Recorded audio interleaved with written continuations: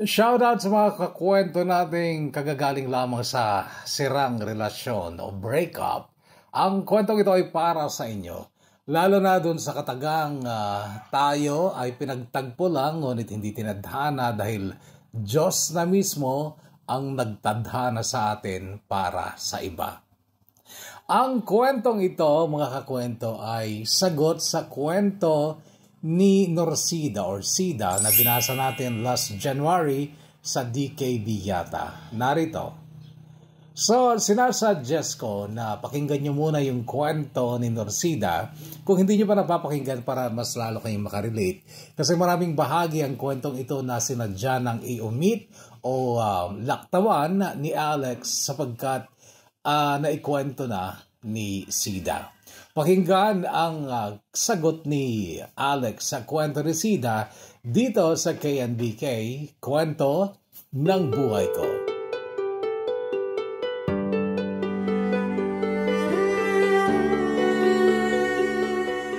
Dear Kakwento, ako si Alex. May isang tao na naghahangad ng paliwanag ko. Makaraan ng 19 years ay naiisip pa rin pala niya ako at sa tingin ko ay normal lang yon dahil ang nagawa ko ay nag-iwan sa kanya ng isang napakalaking tanong na ngayon nga ay nais kong masagot. At ang araw na ito, June 6 ay birthday niya. Noong nakaraang linggo ko pa narinig ang kwento niya na binasa mo noong January 9. Pangalawang kwento yon na napakinggan ko noong araw na yon. Kami kasi dito, nakikinig habang nagtatrabaho. Nakapasak lang sa tenga namin ang mga earphones o earpods namin at kadalasan kapag nasa mood kaming makinig ng mga kwento ay nakakatatlo hanggang 4 na kwento kami sa buong maghapon. Tuloy-tuloy lang yon. At nung araw nga na yon ay hindi ko inaakalang maririnig ko pala ang kwento ng babaeng hindi ko rin makakalimutan kahit kailan.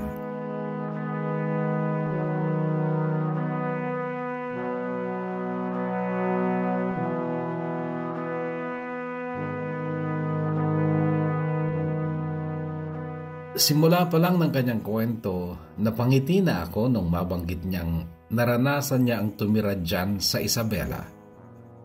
Nung mabanggit niya ang 666 na ika-20th birthday niya, June 6, 2006, natigilan na ako sa aking ginagawa at inabangan ang susunod pang mababanggit.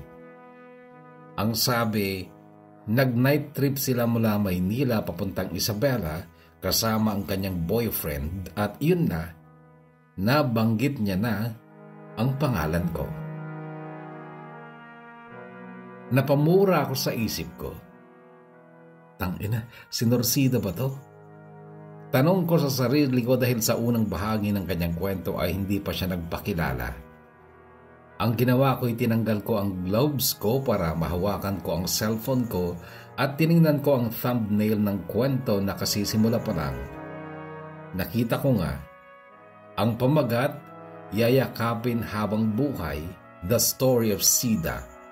At ang picture, babaeng nakaabaya, ibig sabihin, Muslim siya. Napatingin ako noon sa mga kasamahan kong avid listener mo rin dito. Parang gusto kong sabihin sa kanila na pakinggan nila ang kwentong pinapakinggan ko pero naisip ko, baka may marinig silang ikasisira ng imahe ko. Kaya hindi ko na lang sinabi sa kanila. Ako na lang ang nakinig at iyon ang unang pagkakataon, Kuya Bono, na inihanda ko talaga ang sarili kong makinig sa bawat salita. Dapat ay naiintindihan ko dahil ang kwentong yon ay kwento rin ng buhay ko.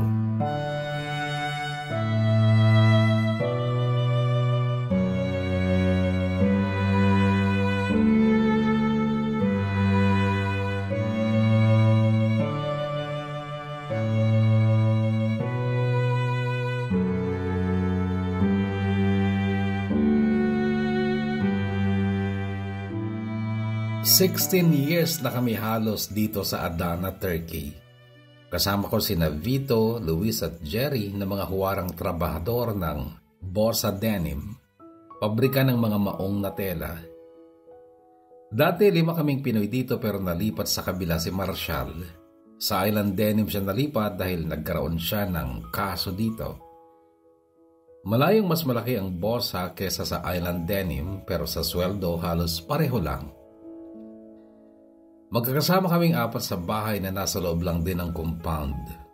2-bedroom house ito na industrial type ang design.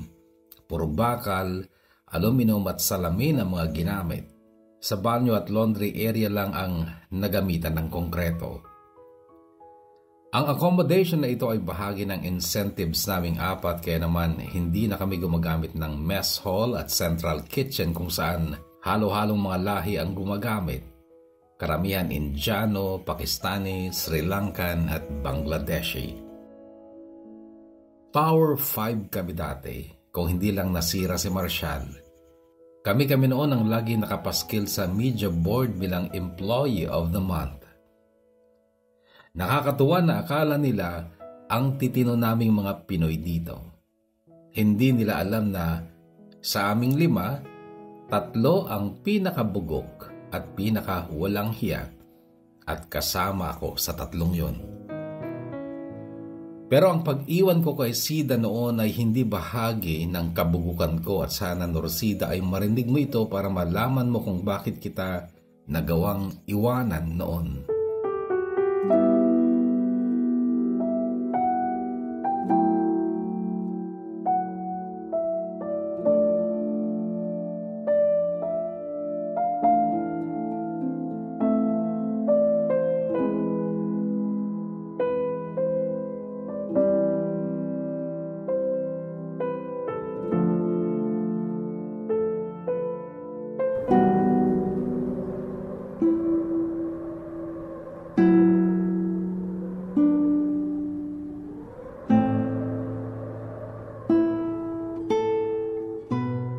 Yung mga naikwento ni Sida tungkol sa amin ng mga kaibigan ko noong nagtatrabaho pa kami sa factory sa Valenzuela, yung dahilan kung bakit kami natanggal sa trabaho at pinagmulta pa ay totoo. Nagagawa namin noon ang magposlit ng mga materyales dahil nagigipit kami. Lalo na nung maobliga akong mag-ipon para sana matupad ko ang pangako ko kay Sida na pakasalan siya. Alam ko kasi noon na sinusulsulan siya ni Mia na pilitin akong pakasalan siya. Kaya lang noong matanggal ako sa trabaho at nahirapan ng makahanap ng malilipatang trabaho ay naging malabo na ang posibilidad na mapakasalan ko kaagad si Sida. Tapos may tumotorture pa sa isip ko noon na problema sa aking pamilya sa Isabela.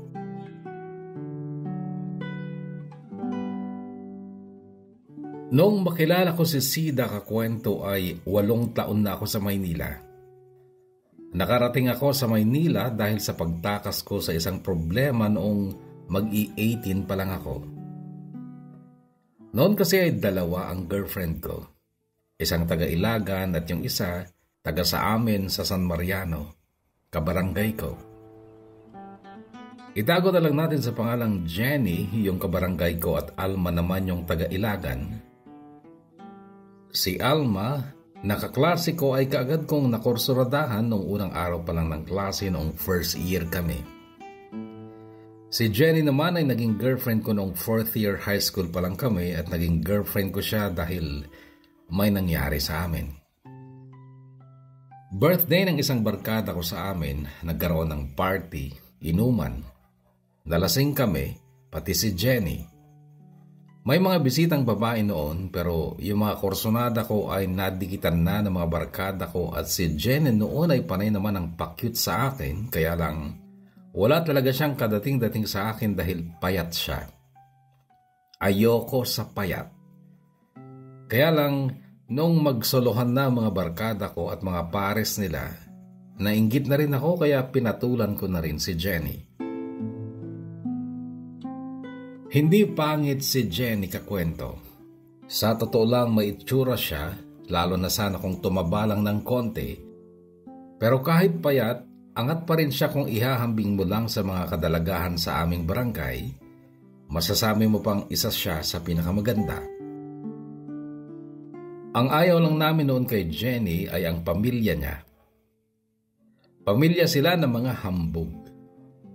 Oo, may kaya ang angkan nila. Kapitan pa noon ang isang uncle niya kaya hari-harian sila sa barangay namin.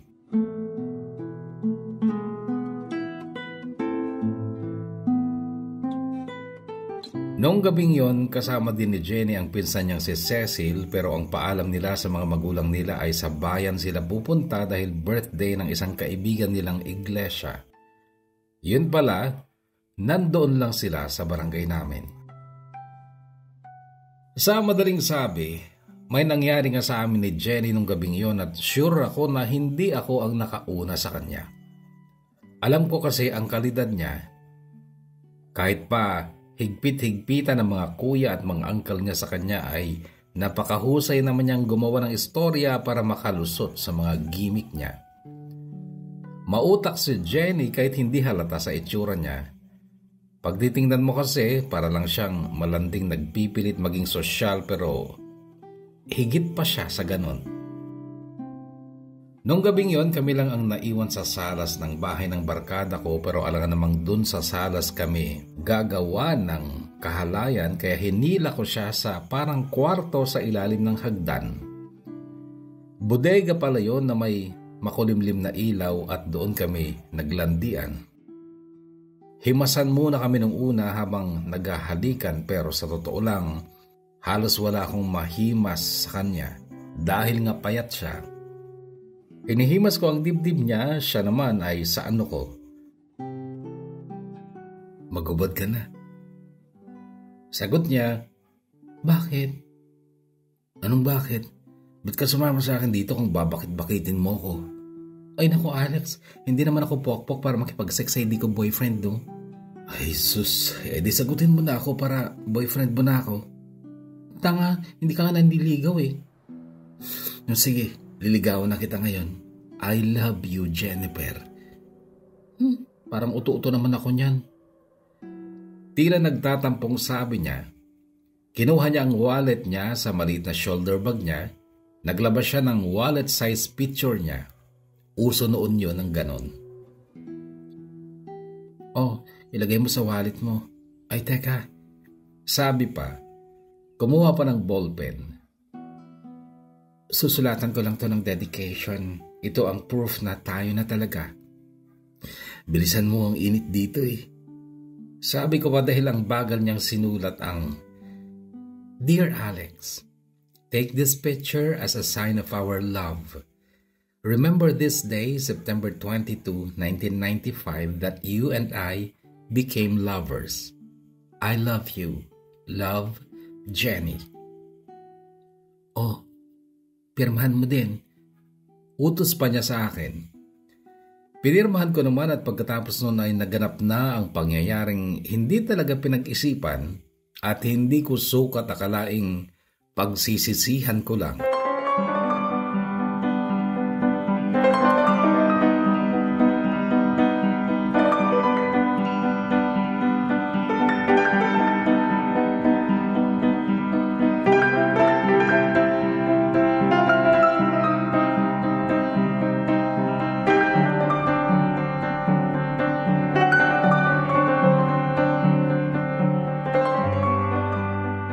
Mula kasi noon kakwento parang tukon na siya kung kumapit sa akin kahit nasaan man kami. Kahit sa mismong barangay namin ay naging lantaran ang aming relasyon. Pinagalitan ako ng mga magulang ko nang malaman nila pero hanggang dun lang sila kasi takot din ang parents ko sa pamilya ni Jenny. Yung palalabasin nilang nire-reject nila si Jenny para sa akin ay imposibleng mangyari kaya wala na rin silang nagawa.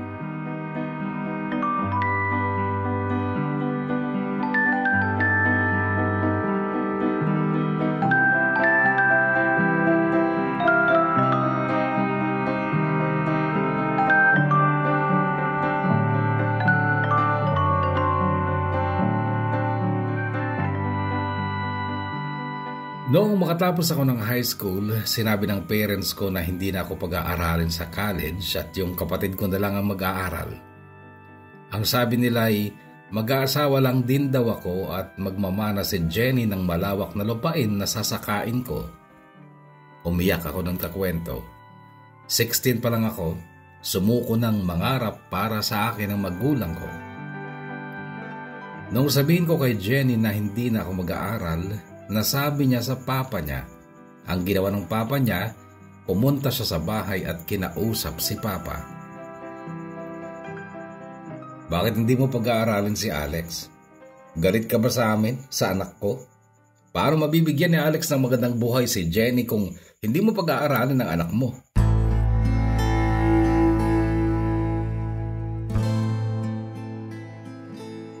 Nakatulong sa akin yon dahil pinag-aral din ako sa ISU. Pasalamat din ako at pasosyal si Jenny noon. Sa private siya nag-aral sa St. Ferdinand College sa Ilagan din. At dahil doon ay nagkaroon ako ng konting kalayaan para makapag-flirt pa rin sa iba. At si Alma nga nakaklase ko ang unang tingin pa lang talaga ay nagustuhan ko na. Love at first sight ba? Pero dahil alam kong hindi naman ako pwedeng magseryoso kay Alma dahil kay Jenny ay niloloko-loko ko lang si Alma. Dinadaan ko lang sa biro-biroan ng lahat. Bumilib ako sa kanya dahil game na game naman siya sa kalokohan. Baby nga ang tawagan namin sa classroom kahit hindi naman totoong kami. Paraan niya din yon para makaiwas sa ilang makukulit na kaklase naming pumuporma sa kanya. Kaya lang kakwento habang nagtatagal ay nararamdaman kong hindi na ako natutuwa sa biroang relasyon namin ni Alma. Noong malapit nang matapos ang school year noong first year kami, tinapat ko siya. Nasa ilalim kami ng isang puno noon dahil wala kaming klase sa isang subject namin at naghihintay lang kami sa susunod na instructor. Hinawakan ko ang kamay niya, nilagay ko sa tapat ng dibdib ko. "Oh, bakit?" tanong niya. Binitawan ko ang kamay niya, hinila ko ang ulo niya at idinikit ko ang tenga niya sa dibdib ko. "Pakinggan mo yung tibok ng puso ko, Alma." Sabi ko pero agad niyang tinabig ang kamay ko at muling umupo ng diretso. "Para kang tanga," sabi niya. "Alma, totoong mahal na kita. Ayoko na ng biruan lang tayo." "Ako din naman, Alex. In love na rin ako sa'yo matagal na pero ayoko makipagrelasyon sa'yo dahil may girlfriend ka na." "Makikipag-break ako sa kanya." "Huwag na, Alex. Alam ko ang estado ng relasyon ninyo. Halos buwan-buwan kayong nagsesex. Imposibleng matakasan mo pa yon. Sino naman nagsabi sa'yo niyan? Huwag ka na mag-deny. Alam kong kumilatis ng taong sinungaling at tapat. Pero alam mo, pinagmumukha ko lang ding tanga ang sarili ko sa pagdikit-dikit pa sa'yo kahit alam kong hindi naman magiging tayo. Kaya siguro, Alex, mag-iwasan na lang tayo." "Ay, huwag ka, Alma. Mahal na mahal kita." "Oo, mag-iwasan na lang tayo. At kung sakali lang na makalaya ka pa sa girlfriend mong yun, kung sakali lang ha, tsaka mo nila ako lapitan. But for now, final na. Iiwasan muna kita kahit masakit sa akin."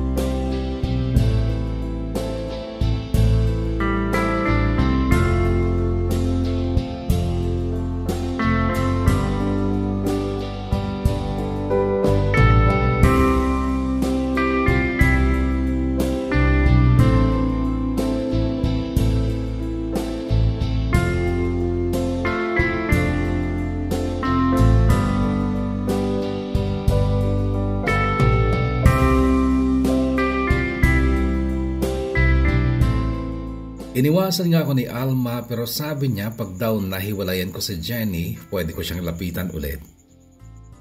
Sabado ng hapon noon, nasa amin ako. Umuwi din si Jenny noon. Nakainom ako dahil may tropang nagyaya.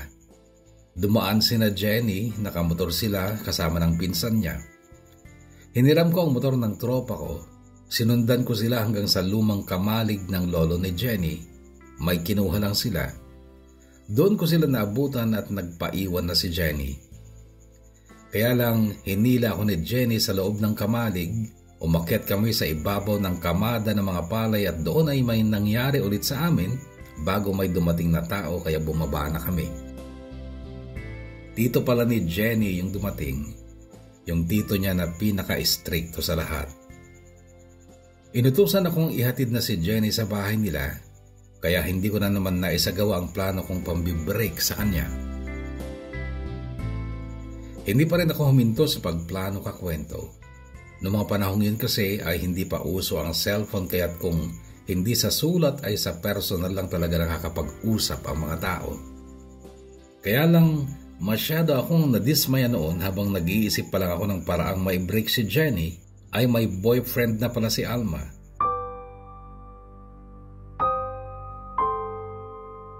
Sobrang sakit sa akin noon kasi parang noon ko lang napagtanto kung gaano ko talaga kamahal si Alma. Sa buwisit ko, iniwasan ko na rin si Jenny. Hindi na ako nagpupunta sa boarding house nila at kapag siya ang pupunta sa boarding house namin, pinagtataguan ko siya. Ilang buwan kong ginawa yun hanggang sa isang gabi ng Biyernes ay dumating si Papa. Kailangan ko daw umuwi para panagutan si Jenny kasi buntis na.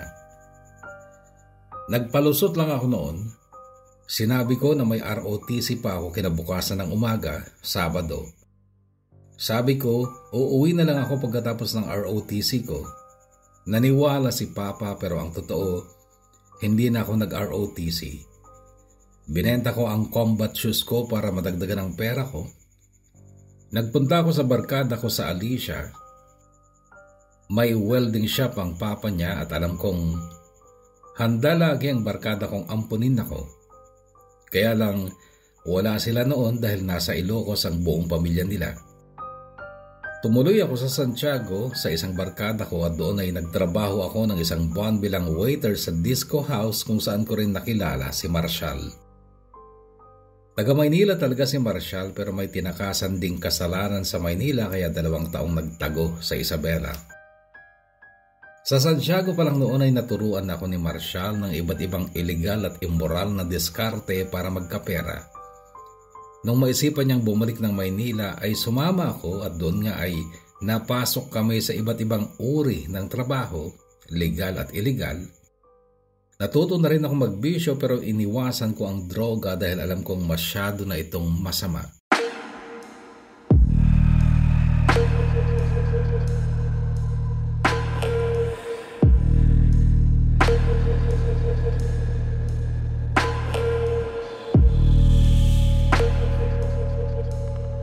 Lumipas ang maraming taon na wala na akong balita sa pamilya ko at hindi ko na rin naiisip sina Jenny at Alma dahil marami na akong nakilala at nakarelasyon. Ang daming magaganda sa Maynila pero karamihan sa kanila ay hindi pwedeng seryosohin dahil laro lang din ang gusto. Noon ako nagsimulang maniwala sa sinasabi ni Marshall na gwapo ako kahit maitim ako. Yung itsura ko daw ang tipong yayaman kung gagamitin ko lang sa matinong diskarte. Para sa akin kasi noon ang gwapo ay maputi, makinis, maporma. Ako noon ay itsurang magsasaka dahil sa kulay ng balat ko at tigas ng katawan ko. Then nakilala ko si Melanie, isang magandang ngunit simpleng probinsyana. 25 years old ako noon, 24 naman siya at nagtatrabaho siya sa factory sa Valenzuela. Sinamahan ko lang si Marshall nung araw na yon. Mayroon siyang dadaling dokumento sa tita niya. May boarding house ang tita niya at si Melanie ay isa sa mga nagbo-board doon at nung araw na yun ay day off niya sa pabrika. Kay Melanie pa namin iniwan ang papeles noon dahil ang tagal na namin naghihintay ay wala pa rin ang tita ni Marshall. Inasikaso kami ni Melanie, pinagmerienda pa at kulang 2 oras na kasama ko siya ay nabighani ako sa kanya. Hindi lang sa simpleng kagandahan niya kundi dahil maging sa personalidad niya. Tubong La Union siya. Halata sa accent niya na Ilocano din siya pero gaya ko dahil nasa Maynila kami ay aginta Tagalog kami. Pero ako, alam ko na wala akong punto. Nung mainip si Marshall at napansin din siguro niyang mapagkakatiwalaan si Melanie, ay iniwan na lang niya kay Melanie ang dokumentong nakalagay sa brown envelope at may plastic envelope pa. Bago kami umalis ay sumimple muna ako kay Melanie. Sa salitang Ilocano ang sabi ko sa kanya, "Ading, mabalin ka nga pa siya rin to dito awan ti agungit." Napangiti siya. "Ilocano ka gayang manong?" "Winding, taga Isabela na. Ikit may kalat na ko basta day off ko kasla ita." "Thank you. Umuna ka mga rodin." "Sige manong, agannad kayo." Nagkanasan gabiyag tu si kaading tay mabuy-buya. Dagos sa mabang aral kaunggan daytoy rikin na. Gamit na pintas mo awan pang ipadaat. Isot magkayaw daytoy marik-rik na. Day tanga is-isang buhay puno ama kabiyang. Kas na ninunutan kalin mo akursunada. Takutis mo kas na porselan at pangyarigan. Sikat sa buong murmuray nito'y mata. Nagpinta kanuading aglalo no sikat umis-isen. Nagpinta kanuading ipatay ko taapang pinginga isen.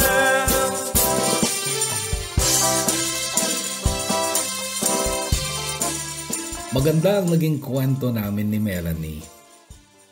Dahil pa nga sa kanya ay nag-apply ako sa factory kung saan siya nagtatrabaho at natanggap naman ako. Nainggit din si Marshall kaya nag-apply din. Makaraan ng 6 na buwan ay sinagot ako ni Melanie. Medyo malayo ang boarding house nila sa kwartong inupahan namin ni Marshall. 2 buwan ko ding nakasama si Marshall pero nakabuntis siya ng katrabaho namin, si Angelica, at sila ay bumukod na ng tirahan. Kaibig-ibig talaga si Melanie. Napaka-conservative niya, as in kami na pero halik sa pisngi lang ang gusto niya. Makailang beses akong nagtangkang makuha siya pero hindi ako nagtagumpay. Hanggang sa bigla na lang nag-abroad si Melanie sa Hong Kong dahil magka-college na daw ang isang kapatid niya at hindi nakasya ang sweldo niya sa pabrika na pang-suporta sa mga kapatid niya. Ulila na kasi sila sa ama kaya't siya na lang ang katuwang ng nanay nila sa paghahanap buhay para sa pamilya. Hindi ako nakasama sa paghahatid kay Melanie noon sa airport dahil hindi ako pinayagan ng supervisor namin na mag-absent. Siguro kung usong-uso na ang Facebook noon at mura na ang cellphone noon, baka nagkatuluyan sana kami ni Melanie. May cellphone na ako noon pero siya'y wala pa kasi talagang halos lahat ng sweldo niya ay pinapadala niya sa nanay niya. May Friendster din noon at may nagawa din akong account pero madalang kong ma-open kasi sa computer shop lang yun nagagawa. Sayang si Melanie dahil nawalan na kami ng communication mula nung mag-abroad siya. Siya pa naman ang kaisa-isang babaeng nakilala ko na maganda pero napakasimple, napakabait, napakaresponsable sa pamilya niya. Saan ka pa makakita ng dalagang ganon? Kaya sayang talaga siya. Sayang para sa akin pero maswerte kung sino mang nakatuluyan niya. Napayagin biyak ko at ikaw nakita. Andawin rabi iya pasungatan ka. Diyak mas malang iliw ko ka sumapit ka kati. Pagkik ang sayata mana ating nagpagkanan na panamang halugan, di ka pa imbaga. Luwalya't imurang at nararamdaman ko at di mo kinayaan. Hindi ka ginusto mo siyang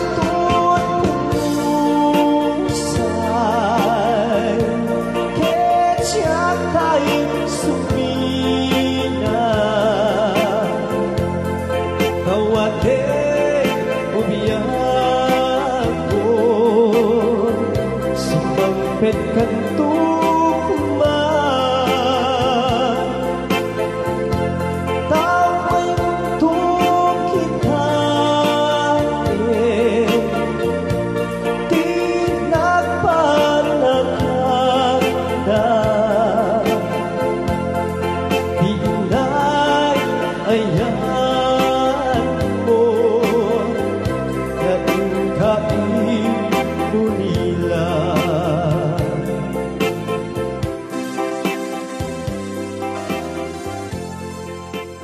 Noong taong yon, dahil sa Friendster ay nakausap ko ang bunsong kapatid kong lalaki, si TJ.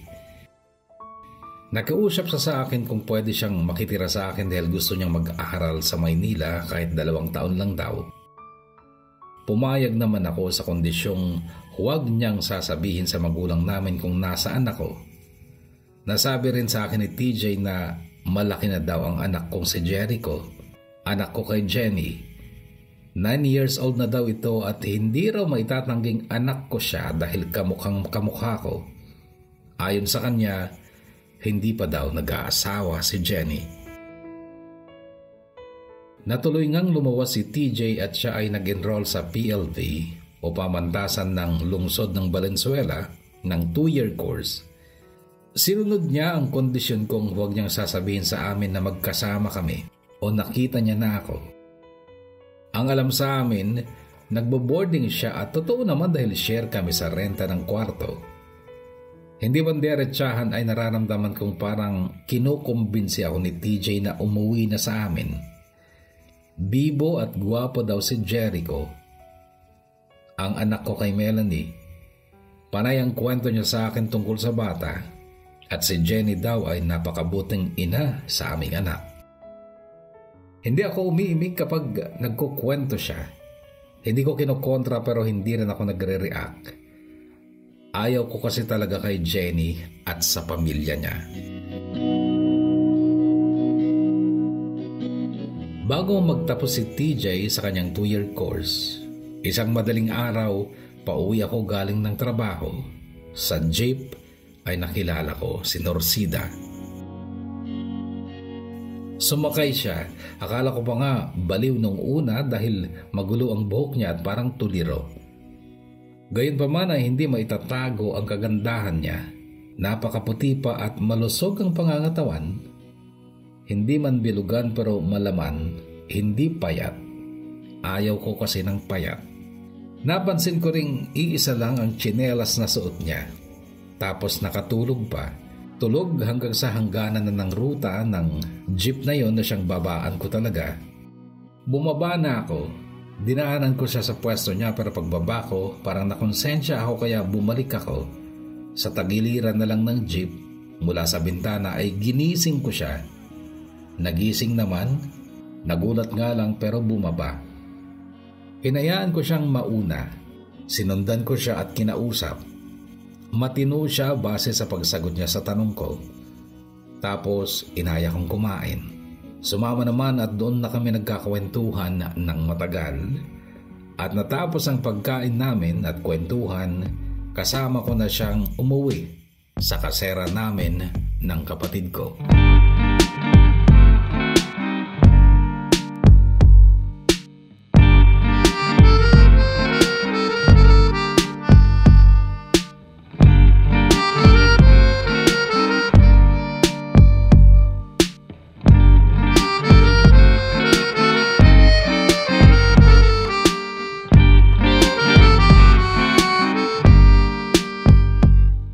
Nagsama na nga kami ni Sida. Kung bitin kayo sa parteng ito, marami kayong tanong o pakiramdam nyo maraming kulang, pakinggan nyo na lang ang kwento ni Sida. Nasa kwento niya ang kung paano kami nagkahulugan ng loob, nag-ibigan, kung paano may nangyari sa amin, at minahal ko rin talaga si Sida. Matagal kami nagsama ngunit noong kulitin akong magpakasal, nataon namang natanggal kami sa trabaho at isa pa, may gumugulo na noon sa isipan ko. Nag-text si TJ, sinabing mahina na daw ang tatay namin at kailangan kong umuwi. Problema lang, kapos ang pera ko noon kasi natanggal nga ako sa trabaho dahil sa kasalanan namin. Sumweldo nga ako pero pinagmulta naman kami kaya yung naiipon ko noon sa pagpapakasal sana namin ni Sida ay napakarami ng nabawas at kukonti na ang natira. Si Sida may pera noon pero ang utak niya ay nasa kasal. Gusto ko siyang pakasalan pero paano ko gagawin yun kung kapos nga ako sa pera? Hanggang sa na-torture na nga ako sa mga text ng mga kapatid ko. Umuwi daw ako dahil hinihintay ako ng tatay namin. Napilitan akong umuwi ng Isabela pero isinama ko si Sida. Pero hindi sa mismong bayan namin kundi sa bayan ng Alicia. May kaibigan ako sa lugar na yun na may welding shop ang pamilya. Ang bala ko noon ay papasok ako sa kanila at doon muna kami titira ni Sida sa bayan ng Alicia. Nakahanap kami ng paupahang kwarto, napakamura. Namili kami ng konting gamit muna. Nagkasama kami doon ng 2 araw at 2 gabi. Yung pangalawang gabi, uminom pa kami ng alak pero noong makatulog siya, umalis ako dahil kinukulit na naman ako ng mga kapatid ko. Nagpunta ako sa kaibigan kong si Arthur na siya na noon ang namamahala sa kanilang welding shop. Inaya ko siya sa amin sa San Mariano. Sinakyan namin ang big bike niyang napakatulin. Pagdating namin sa bahay ng magulang ko, gulat silang lahat at nag-iyakan dahil makaraan ng napakaraming taon ay nakita na nila ako.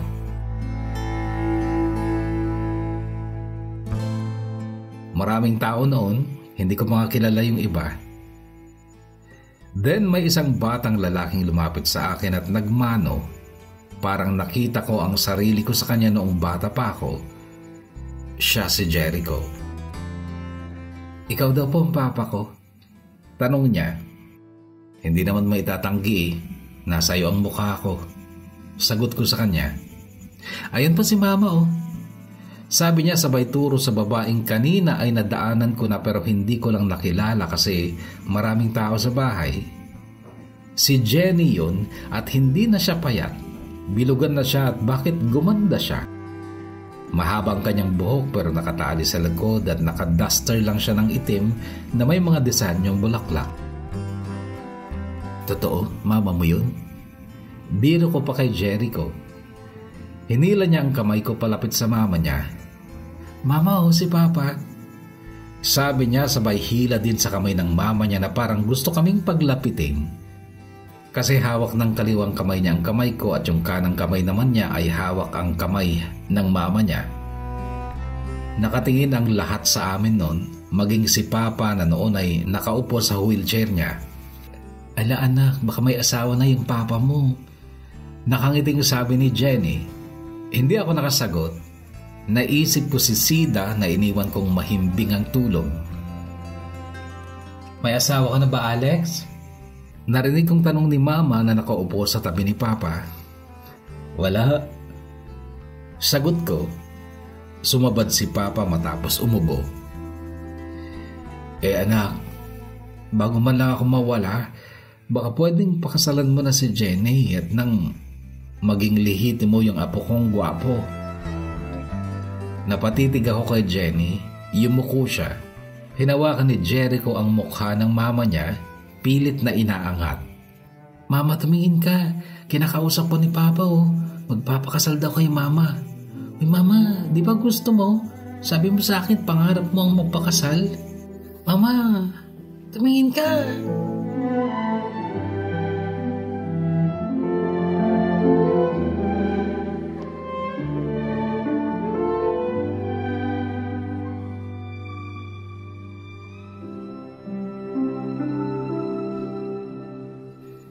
Bumalik din kami ni Arthur sa Alicia noong madaling araw na yon. Mahimbing pa rin ang tulog ni Norsida at ni hindi niya namalayang inimpake ko ang mga gamit ko. Hinagkan ko siya sa pisngi bago ako umalis. Mabigat sa loob ko ang ginawa kong yun, lalo na't alam kong buntis pa noon si Norsida. Kaya lang alam ko kung gaano katapang na babae si Sida. Hindi lang dahil nagkagusto na rin ako kay Jenny kaya ko siya pinakasalan, kundi dahil sa aming anak. Ayokong lumaki si Jericho na may galit sa akin at wala siyang respeto sa akin, kaya pinili ko sila at iyon ay hindi ko pinagsisihan dahil naging napakabuting asawa sa akin ni Jenny. Uli lang lubos na siya noon at kanya-kanya na sila ng mga kapatid niya. Nagpatayo lang siya ng maliit na bahay nilang mag-ina, bahay nila ni Jericho. At ang 3 ektaryang bukid na minana niya ay dati pinapasaka lang niya. Pero nung magsama kami at nagpakasal, ako na ang nagsaka ng 3 taon bago ako nag-abroad. Noon pa lang ako nagkaroon ng pangarap talaga na ramdam ko sa puso ko. Pangarap hindi lang para sa akin pero higit sa lahat para sa pamilya ko. Kaya hindi nagkakasya sa akin ng kinikita sa 3 ektaryang bukid na sinasaka. Kinailangan kong mangarap, kinailangan kong mag-abroad. Pero bago kami nagpakasal ni Jenny ay nagpunta ako sa bayan ng Alicia. Sisilipin ko lang sana si Norsida pero hindi na pala siya doon nakatira sa kinuha naming kasera. Nakita ko siya sa karinderya malapit doon. Nagsaserve siya noon at parang ang saya-saya naman nila kasama ang 2 medyo may edad ng babaeng kasama niyang magaganda pa rin kahit may edad na, at alam kong isa doon ay ang may-ari ng karinderya. Sa pagkakatingin ko sa kanila kakwento, nakumbinsi ako na kinakaya ni Sida ang buhay na wala ako sa piling niya. I-bash nyo man ako ngayon, okay lang sa akin kasi alam ko kung saan ako nagkamali. Alam ko kung anong kasalanan ko kay Norsida. Kinailangan ko lang itama yung unang pagkakamali ko. Kinailangan ko lang pumili at magpasya.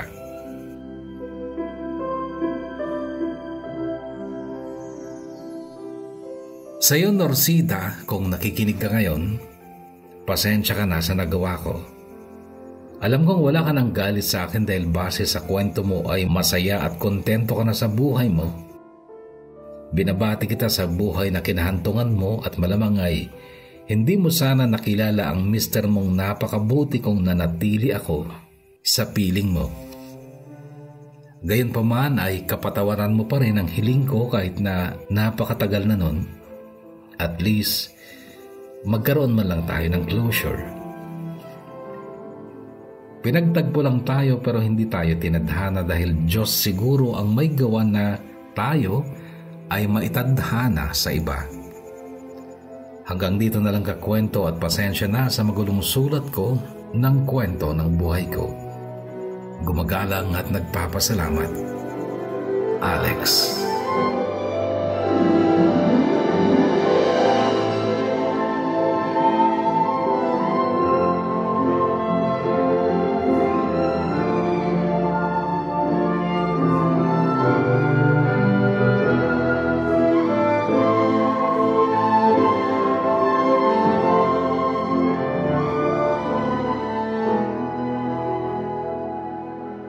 Alex, una sa lahat, maraming salamat sa pagbabahagi mo ng iyong sariling kwento. Bilang sagot sa kwento ni Sida, I'm so sure kung ano ang naging epekto nito kay Sida and hopefully narinig nga niya. Ano? At hindi mo masasabing tama yung pagbabalik mo kay Jenny sapagkat may iniwan ka at napabayaan. Hindi rin masasabing tama kung si Norsida pa rin ang pinili mo dahil meron ngang naghihintay sa'yo. Isang bata na gustong magkaroon ng buong pamilya. Kaya lang yun nga, kailangan nating pumili. Lagi natin yung nagagawa and siguro mabuti na rin na napili mo ang unang babaeng naanakan mo. Kaya lang nakakalungkot na nasabi mo sa iyong kwento na sa kauna-unahang pagkakataon ay pinakinggan mo mabuti yung kwento ni Sida. Sinasabi mo na laging nakikinig ka sa mga kwento pero for the first time ay nagawa mong bawat salita dapat sa kwento ni Sida ay nauunawaan mo. Medyo disappointed ako sa part na natapos na itong kwento mo ay hindi mo nabanggit man lang si Paulo. Hello? Si Paulo, ang anak mo kay Sida. Kumustahin mo man lang sana. So hindi masyadong importante yung closure na ito kung ito ang hangarin mo ng pagbabahagi mo ng kwento mo kasi matagal na yon. May mga asawa na kayo at hindi na importante yung closure. Kung meron mang importante sa tingin ko ay makumusta mo ang anak mo kay Sida. Yun lamang at buo na yung pakiramdam kong okay ang kwento mo, okay ang naging disposition mo sa buhay mo, Alex. But still, I thank you at hinahangaan kita sapagkat natutunan mong bumalik doon sa kung saan ka dapat bumalik. And yung pagiging matatag, malakas din ni Sida ay hindi rin pwedeng gawing dahilan para iwanan mo siya. Okay? Nag-try ka sana na silang dalawa ay masuportahan mo man lang. But yun na nga, ang sabi mo ay pinagtagpo lang kayo pero hindi tinadhana sapagkat Diyos na mismo ang may gawa na maitadhana kayo sa iba. And I also feel good about you saying na kino-congratulate mo rin si Sida sa buhay na kinahinatnan niya. Which is good kasi si Jerome is such a good man. Okay? So napakagandang kwento. Kaya nasabi ko sa mga kakwento nating dumaan sa broken heart o broken relationship, nakita nyo yung mga past nila, yung mga ex nila, at nakumpara sa sitwasyon nila ngayon, nagkaroon sila ng magandang buhay, hindi ba? Lalo na si Melanie, sayang nga lang si Melanie, ano? And I think sa ganong klaseng babae, we can only hope na sana ay mabuting lalaki rin ang naging tadhana niya.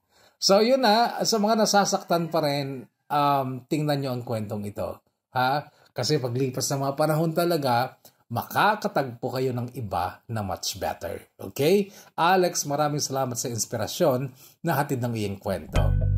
At ngayon, sa ating mga shoutout muna, mula sa nagdaang kwento dito sa KNBK yung kwento ni Nieves, ang karibal kong karumal-dumal. First, Kuya Bono, sabi ni Love Marie, shoutout to you. Gusto ko yan, chismisan, sabi niya. Lucky Girl, shoutout to you. Ganon din kay Mavic Fonseca, shoutout to you. Salamat Kuya Bono, may papakinggan. Sabi namin ni Nolin Pedro, buhay na naman ako, sabi ni Omar Kabawatan, shoutout to you. Jake Kusipad, listening from Singapore, taga Barco, shoutout to you. Ayon, another news story, sabi naman ni Janet Liday.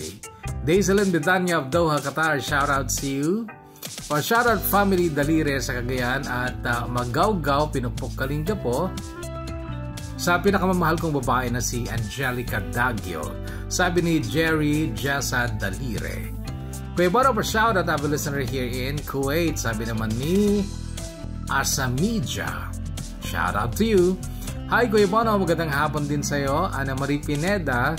And pang 8 comment, Kuya Bono, maswerteng number ko para sigaw family Ariola ng Patina, Bagao, Cagayan. Brenda Ariola ng Chuan, Hong Kong. Always strong, single mom pa rin kuya.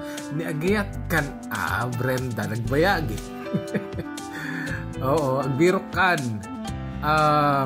Let Valdez, shout out Kuya Bono, listening here in Causeway Bay, Hong Kong. Raymar Bulanday, shout out to you. So shout out Papa Bono, salamat, God bless you too. Eliza Joy Etang, and thank you Kuya Bono sa bagong upload. I'm your always a banger and listener here in Hong Kong, Levelin Flores. O ba't hindi mo na binati si Mr. Hitashi, Japan? Listening here in Saudi, sabi naman ni Jessica si Baluka, or tama. Maria Angelique Cortez, good day Kuya Bono, another story na naman, listening here in Lalo. Sarap pakinig habang nagre-rest. Wow. Huli, may bagong papakinggan na naman from Saringeduria. Okay, Boss Aim, shout out to you. Salamat Kuya Bono sa bagong kwento, sabi ni Heart Selamin. Danding Rosales, Kuya Bono pa shoutout ulit dito sa Lian, Batangas, Zenaida Maranan. Shoutout sa inyo. Hello Kuya Bono, listening here in Rosario, Cavite from Renante, Mauricio. Shoutout to you. Carlo John, mga seplat ng kwento, pag kay Kuya Bono maganda for sure. Maybe. Meron ding hindi yata, di ba? Shoutout Kuya Bono, nakikinig dito sa Jeddah, Saudi Arabia habang naglilinis at Catherine Apalia. Thanks Kuya Bono, may bago na naman akong papakinggan. Always a banger here, lagi. God bless you too, Catherine Apalia. Risa Saladares, shoutout to you. At ganun din Emeline Boton, pa-shoutout Kuya Bono, listening here in Lohas Park, Hong Kong. Shoutout Kuya Bono from Renzi Fria, shoutout to you. Hello Kuya Bono, pa-shoutout sa family Lopez and Abeliada dito sa Ambagyo, Nueva Vizcaya. God bless you too, J.R. Capelli. Wow, sa Sander, sana makasalubong kita dito sa Hong Kong, La Arnie P. Thanks Kuya Bono sa bagong upload. Good day and God bless you too, Maricel Butakan. And hinawakan sa leeg ng matanda si Okta. Jomar Montemayor. Ano ba to? Hindi ko na masyadong natatandaan to. Ang karibal na karumal-dumal. Oo nga pala. Yung karibal ni Nieves, yung humawak sa leeg ni Okta. Shout out to my brother Brian Duludul. Shout out to my brother Brian Duludul. Alam ko nakikinig ka din. Stay safe kayo dyan. From Leia Joy Duludul. Jackie Rambawa, shout out to you. Hello Ate Nieves, saan ka ba dito sa Hong Kong? Baka naman pwede tayong magkita. Chuen muna ko. Nieves, shout out to you. Maraming gusto kang makita. Marami tayong mga kakwento, kahugot at kabang dyan sa Hong Kong. Maniwala ka, you can build very good friendship dyan sa Hong Kong. Magkipagkita ka sa mga kakwento natin dyan. Ang dami views, tulungan nyo din na i-likes itong pages at kwentong upload ni Kuya Bono. Maraming salamat, Joan Lopez. Hello kay Bono, di na ako nakakapagpa-shoutout pero always pa rin ako nakasubabay lagi sa lahat ng channels mo. It's Rapses Vlog. Shoutout to you, Rapses. Diyos ko, ng paragraph pa lang nanggigigil na ako sa nanay. Imbis na magpasalamat at buhay ang anak, nakakainis. Food lover. Yung kabataan. Meron talagang ganun kapag nai-stress sa buhay. Hindi ba? Kapag hirap ang buhay, kahit gaano kahalaga yung anak mo, talagang napupuno ka kung minsan, hindi ba? Pero hindi ibig sabihin na hindi mo na mahal yung anak mo. Masyado ko iba, listening here in Hong Kong, Tonet pa working here in Chuang Quad O. Antonia Arellano, shout out to you. Leila Belmonte, shout out to you dyan sa Singapore. Efraline Almazan, hoping sa din mamit kita dito sa Hong Kong. Nieves, ayan na Efraline Almazan, listening here in Hong Kong. Hello Ate Sender from April Joy Acuna. Lynn Joyce Arudan, pa-shout from Alakapan, Cagayan. Lernie Jane Asibedos. Diyos ko, intro pa lang, nanggigigil na ako sa nanay, di pa yagyamata na biyagta anak na, sabi naman ni Emeline Dumenden. Sa mga nauna ng kakwento, kahugot, kabang nating nandyan sa Hong Kong na nagsenda ng mga stories, pa-update naman kayo kung kumusta na yung mga nakilala nyo na mga kakwento din natin dyan. Did you find good friends? Kumusta na? Kasi nakikita ko yung mga videos ng mga kahugot, mga kwento natin dyan sa Hong Kong kapag day off nila. Masasaya sila, nagsasama-sama sila. Yung bonding kakaiba. So, kumusta naman? So, update naman kayo. Pretty Angel, grabe karumal-dumal nga. Kadiring matanda na kumarangking pay bisit, sabi ni Pretty Angel. Itong kakwento natin si Pretty Angel matagal na talagang nakikinig sa atin at hindi nakakaligtang mag-comment kung ka-comment yung kwento. Maraming salamat, Pretty Angel.